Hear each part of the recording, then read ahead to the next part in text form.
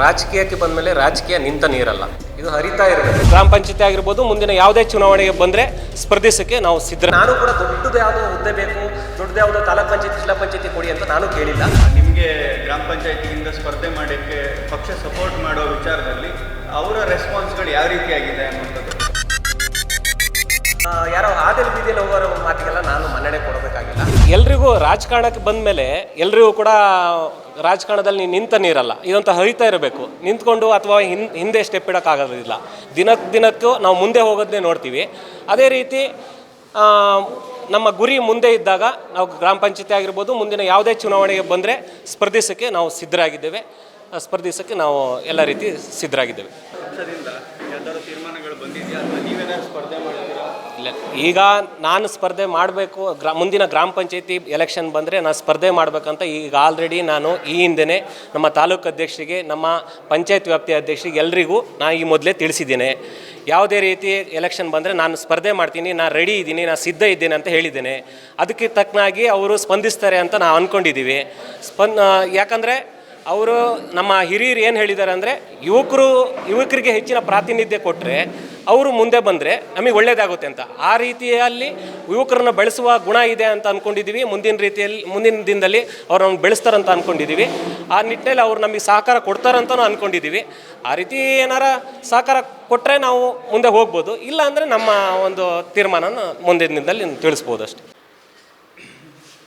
Youth Congress ಅಂತ ಬಂದಾಗ ಪಕ್ಷದ ಜವಾಬ್ದಾರಿ ಜೊತೆಗೆ ಸರ್ಕಾರದ ಮಟ್ಟದಲ್ಲಾಗಿರ್ಬೋದು ಅಥವಾ ಗ್ರಾಮ ಪಂಚಾಯತು ಅಥವಾ ಸರ್ಕಾರದ ವ್ಯವಸ್ಥೆ ಒಳಗಡೆ ಕೂಡ ಹೋಗುವಂಥದ್ದು ಕೂಡ ಯುವಕರಿಗೆ ಇಂಪಾರ್ಟೆಂಟ್.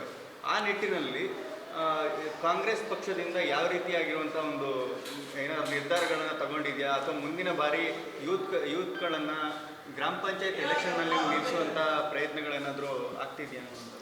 ಹೌದು, ಖಂಡಿತವಾಗ್ಲೂ ನಾನೊಬ್ಬ ಯುವಕನಾಗಿ ಎಲ್ಲರೂ ನಮ್ಮ ಯುವ ಕಾಂಗ್ರೆಸ್ನಲ್ಲಿರುವ ಎಲ್ಲ ಪದಾಧಿಕಾರಿಗಳಲ್ಲಿ ಎಲೆಕ್ಷನ್ಗೆ ನಿಲ್ಲುವಂಥ ಮನಸ್ಸಿರೋರಿಗೆ ನನ್ನ ಬೆಂಬಲ ಸದಾ ಇರುತ್ತೆ. ಎಲ್ಲರೂ ಕೂಡ ನಿಲ್ಲಬೇಕು ಅಂತ ನಾನು ಆಸೆ ವ್ಯಕ್ತಪಡಿಸ್ತೀನಿ. ಹಾಗೆ ನಮ್ಮ ಮೇಲಿನ ನಾಯಕರಿಗೂ ಕೂಡ ಅದೇ ರೀತಿಯಲ್ಲಿ ನಾನು ಅವರಿಗೆ ತಿಳಿಸೋ ಪ್ರಯತ್ನನೂ ನಾನು ಮಾಡ್ತೇನೆ. ಅವರಿಗೆಲ್ಲರಿಗೂ ಜವಾಬ್ದಾರಿ ಸಿಗಬೇಕು, ಆ ಒಂದು ಹುದ್ದೆ ಸಿಗಬೇಕು ಅನ್ನೋ ಆಸೆನೂ ನಂದಾಗಿರುತ್ತೆ.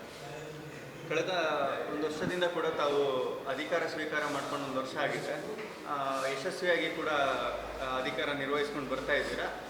ನೀವೇನಾದರೂ ಗ್ರಾಮ ಪಂಚಾಯತಿಗೆ ಸ್ಪರ್ಧೆ ಮಾಡುವಂಥ ನಿರೀಕ್ಷೆಗಳಿದೆಯಾ, ಹೇಗೆ? ಖಂಡಿತವಾಗ್ಲೂ. ಯಾಕಂದರೆ ರಾಜಕೀಯಕ್ಕೆ ಬಂದಮೇಲೆ ರಾಜಕೀಯ ನಿಂತ ನೀರಲ್ಲ, ಇದು ಹರಿತಾ ಇರಬೇಕು ಸದಾ. ಒಂದೇ ಕಡೆ ನಿಂತರೆ ಅದಕ್ಕೆ ಬೆಲೆ ಇರೋದಿಲ್ಲ. ಹಾಗಾಗಿ ರಾಜಕೀಯ ಏನಂದರೆ ದಿನದಿಂದ ದಿನಕ್ಕೆ ನಾವು ಅದರಲ್ಲಿ ಮುಂದೆ ಹೋಗ್ತಾ ಇದ್ದರೆ ಮಾತ್ರ ಅದರಲ್ಲಿ ಒಂದು ಬೆಲೆ ಅಂತ ಹೇಳ್ಬೋದು.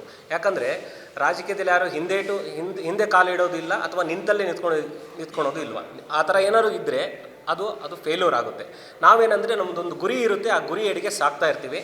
ಆ ನಿಟ್ಟಿನಲ್ಲಿ ನಾನು ಕೂಡ ಮುಂಬರುವ ಚುನಾವಣೆಯಲ್ಲಿ ಯಾವುದಾದ್ರೂ ಗ್ರಾಮ ಪಂಚಾಯತಿ ಚುನಾವಣೆ ಈಗ ನವಂಬರ್ ಅಥವಾ ಡಿಸೆಂಬರಲ್ಲಿ ಬರುವ ಸಾಧ್ಯತೆ ಇದೆ ಅಂತ ನಮ್ಮ ಸಚಿವರು ತಿಳಿಸಿದ್ದಾರೆ. ಆ ನಿಟ್ಟಿನಲ್ಲಿ ನಮ್ಮ ಗ್ರಾಮ ಪಂಚಾಯತಿ ವ್ಯಾಪ್ತಿಯಲ್ಲಿ ನನ್ನ ಏನು ಗ್ರಾಮ ಇದೆ ಆ ಗ್ರಾಮದಲ್ಲಿ ನಿಲ್ಲುವ ಪ್ರಯತ್ನ ಮಾಡ್ತೇನೆ. ನಿಲ್ಲಬೇಕು ಅನ್ನೋದು ಆಸೆಯೂ ಇದೆ. ಆ ನಿಟ್ಟಿನಲ್ಲಿ ನಮ್ಮ ಗ್ರಾಮಸ್ಥರು ಎಲ್ಲರೂ ಕೂಡ ನನಗೆ ನೀನು ನಿಲ್ಲಬೇಕು, ಈ ಒಂದು ಗ್ರಾಮ ಪಂಚಾಯತಿ ಚುನಾವಣೆ ಬಂದರೆ ನೀನು ನಿಲ್ಲಬೇಕು ಅಂತ ಹೇಳಿದರೆ ಆ ನಿಟ್ಟಿನಲ್ಲಿ ನಾನು ಕೆಲಸವನ್ನು ಹಿಂದಿಂದ ಮಾಡ್ತಾಯಿದ್ದೀನಿ. ನಾನು ನಿಲ್ಲಬೇಕಂತ ಆಸೆ ವ್ಯಕ್ತಪಡಿಸಿದ್ದೀನಿ, ನಿಲ್ಲುವ ಮನಸ್ಸಿದೆ. ಹಾಗೆ ನಾಯಕರಿಗೂ ಕೂಡ ನಾನು ಹೇಳಿ ಆಗಿದೆ. ಈ ಒಂದು 2-3 ತಿಂಗಳ ಹಿಂದೆ ನಾನು ಎಲ್ಲ ನಾಯಕರುಗಳಿಗೆ, ಸಂಬಂಧಪಟ್ಟ ಎಲ್ಲ ನಾಯಕರುಗಳಿಗೆ, ನಮ್ಮ ಬ್ಲಾಕ್ ಅಧ್ಯಕ್ಷ ಆಗಿರ್ಬೋದು, ಪಂಚಾಯತಿ ಅಧ್ಯಕ್ಷ ಆಗಿರ್ಬೋದು, ನನ್ನ ನಿರ್ಧಾರವನ್ನು ತಿಳಿಸಿ ಆಗಿದೆ. ನಾನು ಆಕಾಂಕ್ಷಿ ಹೌದು. ನಾನು ನಮ್ಮ ಹಳೆಹಳ್ಳಿ ಗ್ರಾಮದಲ್ಲಿ ನಂದು ಒಂದು ಬೂತು ಬರೋದು ಹಳೆಹಳ್ಳಿ ಅಂತ, ಆ ಭಾಗದಲ್ಲಿ ನಿಲ್ತೇನೆ ಅಂತ ಹೇಳಿದ್ದೀನಿ. ಆ ನಿಟ್ಟಿನಲ್ಲಿ ಅವರಿಗೆ ಮನವರಿಕೆ ಮಾಡಿಕೊಟ್ಟಿದ್ದೀನಿ.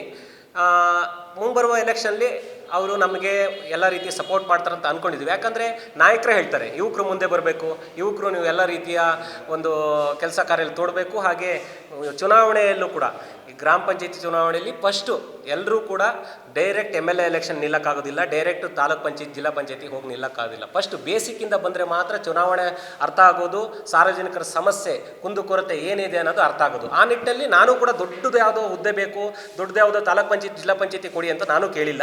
ನಾನು ಕೇಳಿರೋದು ಇಷ್ಟೇ, ಗ್ರಾಮ ಪಂಚಾಯತಿಯಲ್ಲಿ ಕೊಡಿ. ನಮ್ಮ ಊರಿನ ಸಮಸ್ಯೆ ಅರ್ಥ ಮಾಡಿಕೊಂಡ್ರೆ ಮುಂದಿನ ದಿನದಲ್ಲಿ ದೊಡ್ಡ ದೊಡ್ಡ ಸಮಸ್ಯೆ ಅಥವಾ ತಾಲೂಕ್ ಪಂಚಾಯತಿ ಮತ್ತು ಜಿಲ್ಲಾ ಪಂಚಾಯತಿ ಯಾವ ರೀತಿ ಸಿದ್ಧ ಆಗಬೇಕು ಅದು ಆಮೇಲೆ ನಮ್ಮ ಹಣೆ ಬರದಲ್ಲಿ ಏನು ಬರೆದಿದೆ ಅದು ನೆಕ್ಸ್ಟು. ಈಗ ಸದ್ಯದಲ್ಲಿ ನಾನು ಯೂತ್ ಕಾಂಗ್ರೆಸ್ನ ಸಂಘಟನೆ ಮಾಡಿಕೊಂಡು ಅದ್ರ ಜೊತೆಯಾಗಿ ನಮ್ಮ ಊರಿನಲ್ಲಿ ನಾವು ಗುರುತಿಸ್ಕೊಂಡಿದ್ದೀವಿ, ನಮ್ಮ ಪಕ್ಷದಲ್ಲಿ ನಾವು ಗುರುತಿಸ್ಕೊಂಡಿದ್ದೀವಿ, ಪಕ್ಷಕ್ಕೆ ಕೊಟ್ಟಂಥ ಕೆಲಸಗಳನ್ನು ನಾವು ಮಾಡ್ಕೊಂಡು ಬಂದಿದ್ದೀನಿ. ಯೂತ್ ಕಾಂಗ್ರೆಸ್ ಜವಾಬ್ದಾರಿನ ಸಮರ್ಥವಾಗಿ ನಿಭಾಯಿಸ್ಕೊಂಡು ಬಂದಿದ್ದೀನಿ. ಹಲವು ಕಾರ್ಯಕ್ರಮಗಳನ್ನು ಮಾಡ್ಕೊಂಡು ಬಂದಿದ್ದೀನಿ.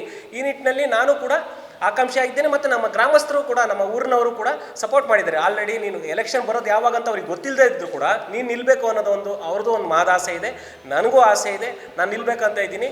ಇದನ್ನು ನಮ್ಮ ನಾಯಕರಿಗೆ ತಿಳಿಸಿದ್ದೀನಿ, ಅವರು ನಮಗೆ ಸಪೋರ್ಟ್ ಮಾಡ್ತಾರೆ ನಾನು ಅಂದ್ಕೊಂಡಿದ್ದೀನಿ. ಆ ನಿಟ್ಟಿನಲ್ಲಿ ನಾನು ಕೆಲಸ ಮಾಡ್ತಾಯಿದ್ದೀನಿ. ಮುಂದೆ ಏನಾಗುತ್ತೆ ಅಂತ ಕಾದು ನೋಡಬೇಕು. ನನ್ನ ನಿರೀಕ್ಷೆಗೆ ತಕ್ಕಂತೆ ಆಗುತ್ತೆ ಅಂತ ಅಂದ್ಕೊಂಡಿದ್ದೀನಿ. ಆಗದೇ ಇದ್ದ ಪಕ್ಷದಲ್ಲಿ ನಮ್ಮ ನಾಯಕರಿಗೆ ನಾನು ಈಗಾಗಲೇ ಹೇಳಿದ್ರ ಪ್ರಕಾರ ಅವರು ಮಾಡಿಕೊಡ್ತಾರೆ ಅಂತ ಅಂದ್ಕೊಂಡಿದ್ವಿ. ಮುಂದಿನ ದಿನದಲ್ಲಿ ಏನಾಗುತ್ತೆ ಕಾದು ನೋಡಬೇಕಾಗುತ್ತೆ. ಈಗ ಚುನಾವಣೆ ಅಂತ ಬಂದಾಗ ಅಲ್ಲಿ ಒಂದಿಷ್ಟು ಲಾಬಿಗಳು ನಡೆಯೋದು ಸರ್ವೇ ಸಾಮಾನ್ಯ. ಅದು ಗ್ರಾಮ ಪಂಚಾಯತ್ ಎಲೆಕ್ಷನ್ ಆಗಿರ್ಬೋದು, MLA ಎಲೆಕ್ಷನ್ ಆಗಿರ್ಬೋದು. ಪಕ್ಷದಲ್ಲಿ ಈಗ ನಾಯಕರಿಗೆ ನೀವು ವಿಚಾರ ತಿಳಿಸಿದಾಗ ಏನಾದರೂ ಈ ಗೊಂದಲಗಳಿರುವಂಥದ್ದು ಅಥವಾ ಟಿಕೆಟ್ ವಿಚಾರದಲ್ಲಿ ಅಥವಾ ನಿಮಗೆ ಗ್ರಾಮ ಪಂಚಾಯತಿಗಿಂತ ಸ್ಪರ್ಧೆ ಮಾಡೋಕ್ಕೆ ಪಕ್ಷ ಸಪೋರ್ಟ್ ಮಾಡೋ ವಿಚಾರದಲ್ಲಿ ಅವರ ರೆಸ್ಪಾನ್ಸ್ಗಳು ಯಾವ ರೀತಿಯಾಗಿದೆ ಅನ್ನುವಂಥದ್ದು? ಈಗ ನಾನು ತಿಳಿದ ಮಟ್ಟಿಗೆ ನಮಗೆ ನಾಯಕರು ಎಲ್ಲರೂ ಸಪೋರ್ಟಿವ್ ಆಗಿದ್ದಾರೆ. ಅದು ಶಾಸಕರಾಗಿರ್ಬೋದು, ಹೋಬಳಿ ಅಧ್ಯಕ್ಷ ಆಗಿರ್ಬೋದು, ಬ್ಲಾಕ್ ಅಧ್ಯಕ್ಷ ಆಗಿರ್ಬೋದು, ಎಲ್ಲರೂ ಸಪೋರ್ಟಿವ್ ಆಗಿದ್ದಾರೆ. ಆದರೆ ಒಂದು ವೇಳೆ ನಾನು ಈಗಾಗಲೇ ಹೇಳಿದಂತೆ ಅವರಿಗೆ ಎಲ್ಲ ವಿಷಯಗಳನ್ನು ಹೇಳಿದೆ ಆಗಿಯೂ ಕೂಡ ಮುಂಬರುವ ಎಲೆಕ್ಷನ್ಲಿ ಅಂತೆ ಸುದ್ದಿಗಳಿಗೆ ನಾನು ಕಿವಿಗೊಡೋದಿಲ್ಲ. ಯಾರೋ ನಿಂತ್ಕೊಂಡು ಕೆಟಗರಿ ಆಯಿತು, ನಿಮಗೆ ಬಂದಿಲ್ಲ, BCM A ಬಂತು, ಲೇಡೀಸ್ ಬಂತು ಅಂತ ಹೇಳ್ಬೋದು. ಆದರೆ ನಾನು ಅದನ್ನು ಅಧಿಕೃತವಾಗಿ ನಂಬಲ್ಲ. ಯಾಕಂದರೆ ಇನ್ನು ಕೆಟಗರಿ ಬಂದಿಲ್ಲ, ನಿನಗೆ ಬಂದಿಲ್ಲ ಅಂತ ಯಾರೋ ಹಾದಿಯಲ್ಲಿ ಬೀದಿಯಲ್ಲಿ ಹೋಗೋರ ಮಾತಿಗೆಲ್ಲ ನಾನು ಮನ್ನಣೆ ಕೊಡಬೇಕಾಗಿಲ್ಲ. ಯಾರೋ ಹೇಳಿದ ಮಾತಿಗೆ ನಾನು ತಲೆ ಕೆಡಿಸ್ಕೊಂಡಿಲ್ಲ. ಆದರೆ ಬರುತ್ತೆ ಅಂತ ಅಂದ್ಕೊಂಡಿದ್ದೀನಿ. ಯಾಕಂದರೆ ನಾವು ಹಿಂದೆ ನಮ್ಮ ಬೂತಿನಲ್ಲಿ, ಸ್ವಂತ ಬೂತಿನಲ್ಲಿ ಹಿಂದೆ ನಾವು SC ಲೇಡಿ ಬಂದಿತ್ತು. ಆ ನಂತರ ಈಗ ಜನರಲ್ ಕೇಳಿದ್ದೀನಿ, ನಾನು ಜನರಲ್ ಬರುತ್ತೆ ಅಂತ ಅಂದ್ಕೊಂಡಿದ್ದೀನಿ. ಬಂದರೆ ಒಳ್ಳೆಯದು, ಪಕ್ಷಕ್ಕೆ ಒಳ್ಳೆಯದು. ಯಾಕಂದರೆ ನನಗೆ ಎಷ್ಟು ಒಳ್ಳೆಯದು ಪಕ್ಷಕ್ಕೂ ಅಷ್ಟೇ ಒಳ್ಳೆಯದು. ಯಾಕಂದರೆ ನಮ್ಮ ಭಾಗದಲ್ಲಿ ಪಕ್ಷದಲ್ಲಿ ನಾವು ಎಲ್ಲ ಸ್ವಲ್ಪ ನಮ್ಮ ಯುವಕರು ಮತ್ತು ಎಲ್ಲರೂ ಹೋರಾಡಿ ಈಗ ಪಕ್ಷ ಮುನ್ನೆಲೆಗೆ ಬರ್ತಾ ಇರೋದು. ನನಗೆ ಟಿಕೆಟ್ ಕೊಟ್ಟರೆ ನಮ್ಮ ಗ್ರಾಮಸ್ಥರಿಗೂ ಒಳ್ಳೆಯದಾಗುತ್ತೆ, ಪಕ್ಷಕ್ಕೂ ಒಳ್ಳೆಯದಾಗುತ್ತೆ ಅಂತ ನಾನು ಅಂದ್ಕೊಂಡಿದ್ದೀನಿ. ಯಾಕಂದರೆ ನಾನು ಆ ಭಾಗದಲ್ಲಿ ಸತತವಾಗಿ ನಾನು ಕಾರ್ಯಕ್ರಮಗಳನ್ನು ಅಥವಾ ನನ್ನ ಕೈಲಾಗಿದ್ದ ಒಂದು ಸರ್ವಿಸ್ಗಳನ್ನು ಮಾಡ್ಕೊಂಡು ಬಂದಿರ್ತೀನಿ.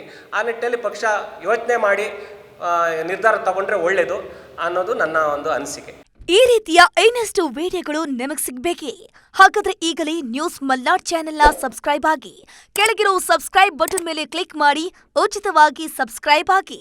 ನಿಮ್ಮ ಒಂದೊಂದು ಸಬ್ಸ್ಕ್ರೈಬ್ ಕೂಡ ನಮಗೆ ಬೆಂಬಲ, ಸ್ಫೂರ್ತಿ.